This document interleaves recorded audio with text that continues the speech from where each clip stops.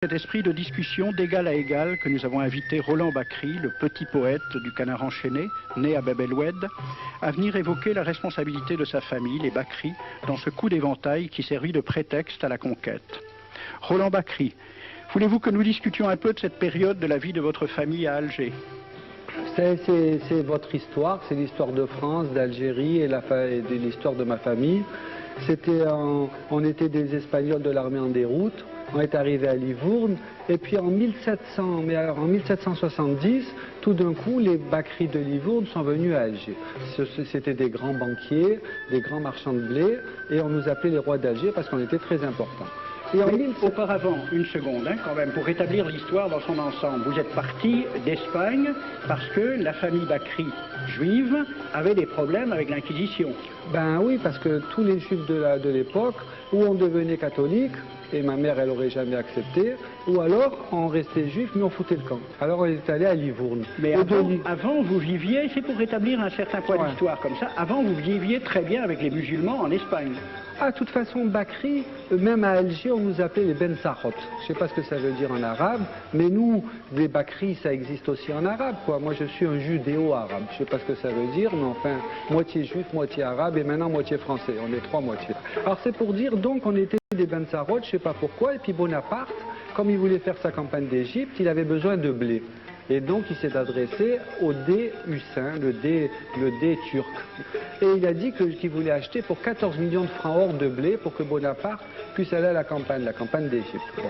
Auparavant donc, rétablissons aussi un point d'histoire, l'Algérie n'était pas une région tellement déserte et sauvage, puisqu'elle pouvait se permettre de vendre des quantités assez considérables de blé à la France. C'est terrible.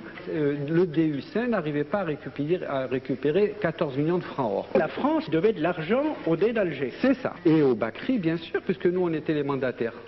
Alors, M. Roland Bacri, c'est Bacri qui a obtenu les créances et qui est parti les présenter en France dans l'espoir de se faire payer par le gouvernement français les dettes datant de cette commande faite par Bonaparte en 1795. En 1795 et qui, en 1827, n'est toujours pas payé. Toujours pas. Alors donc le consul de France reçoit mission d'aller voir le dé, ou c'est le dé qui lui demande de venir le voir? Non, c'est pareil, sur un bourricot, et il monte les petites rues de la Casbah avec des poternes, des lanternes, en fait tout ce que vous connaissez la Casbah d'Alger. Hein, et il arrive au palais qu'on a appelé par la suite le palais de l'Éventail. Vous connaissez, dans la Casbah, il y a le palais de l'Éventail, du coup d'Éventail.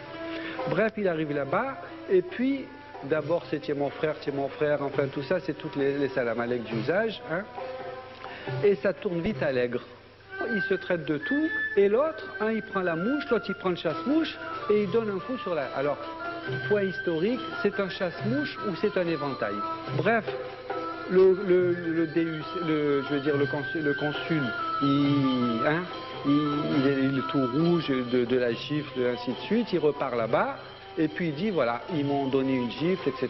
Et l'autre, en colère, il dit, bon, ben, puisque c'est comme ça, il appelle le général de Bourmont, garde à bout fixe, allez rompre les négociations, ils rompent les négociations, et on va envoyer les troupes à Sidi Ferruche, parce que là-bas, il paraît qu'il y a une plage terrible.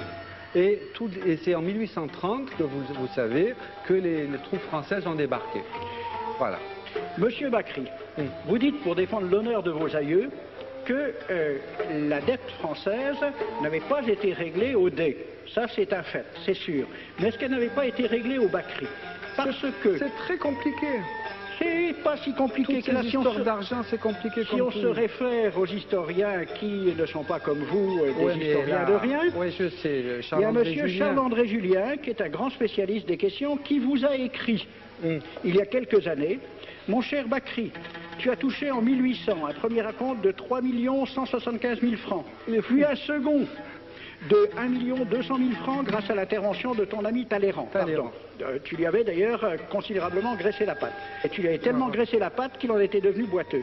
C'est passé dans l'histoire. En 1819, ce même boiteux t'a fait obtenir 7 millions par un vote des chambres. Tu as fait une admirable affaire et du même coup roulé le dé d'Alger, qui était le seul créancier valable et qui n'a pas touché un sou. D'où le coup d'éventail. C'est quand même une lourde responsabilité familiale. Faut reprendre l'histoire telle qu'elle est.